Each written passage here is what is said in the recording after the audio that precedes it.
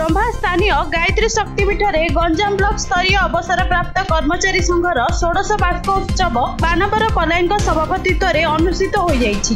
कार्यक्रम में उद्घाटक रूपे गंजाम तहसीलदार कुंज बिहारी बड़जेना रहिथिबा बेले मुख्य अतिथि Grasim industries Ganjam unity head Ajay Gupta, मुख्य वक्ता भाव क्षेत्रमोहन उच्च माध्यमिक विद्यालय ओडिया विभाग मुख्य doctor Rishikesh Panda, Grasim industries Ganjam CSR head Shrimati Susmita Behera, अवसर प्राप्त जिला शिक्षा निरीक्षक निरंजन त्रिपाठी, राज्य सेवा निवृत्त कर्मचारी संघर संपादक श्यामसुंदर खाडेंगा, गंजाम जिला अवसर प्राप्त कर्मचारी संघर साधारण संपादक सीमांचल बिशोई, विशिष्ट समाजसेवी आरएसआरडी निर्देशक सुधीर सावत, गंजाम ब्लॉक एबीईओ विजय चंद्र बेहेरा, नरसिंह आचारी, नवीन पट्टनायक, विरूपाक्ष दास, रंभार शिल्पपति के सुशांत कुमार पात्र प्रमुख सम्मानित अतिथि रूप जोगदे संघर जनमंगलकारी कार्यक्रम को भूयांसी प्रशंसा करने सह गंजाम ब्लॉक प्रति उच्च विद्यालय 10म श्रेणी में सर्वोच्च नंबर रखिथिबा छात्र छात्री मानकु पुरस्कार देइथिले।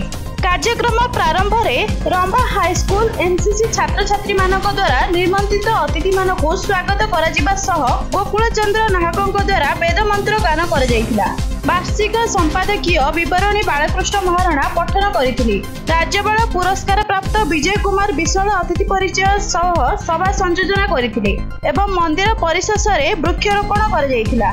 तत्सहित 80 वर्षरू ऊर्ध्व द्वय सभ्य शशिभूषण पल्लई ओपी दुर्योधन पात्र को मानपत्र सह उपढौकन दे संबोधित करा जायतिला। शेष में उच्च माध्यमिक विद्यालय बेलपड़ार 8म श्रेणीर छात्री सुश्री कुमकुम नायकଙ୍କ शिवतांडव घुंगुर दियो बांधी मो दुई पादे ओडिसी नृत्य परिवेषण बेस चित्ताकर्षक होइथिला। शेष में वरिष्ठ सदस्य दंडपाणी महापात्र धन्यवाद देइथिले। कार्यक्रम संचालन में सहयोग करथिले प्रसन्न मिश्र, रामचंद्र बाड़तिया, कोषाध्यक्ष भगवान दास, उमेश महांती, उमाचरण साहू, पंचानन खटुआ, गणेश बेहेरा, काशीनाथ बेहेरा, सागर महाराणा प्रमुख। गंजाम रंभारू बनवासी सेटिंग का रिपोर्ट न्यूज.in। कुमकुम नाहक 8th क्लास यूपीएस बेलपड़ा 6 मास। शिक्षा गुरु हरिसा बरहमपुर।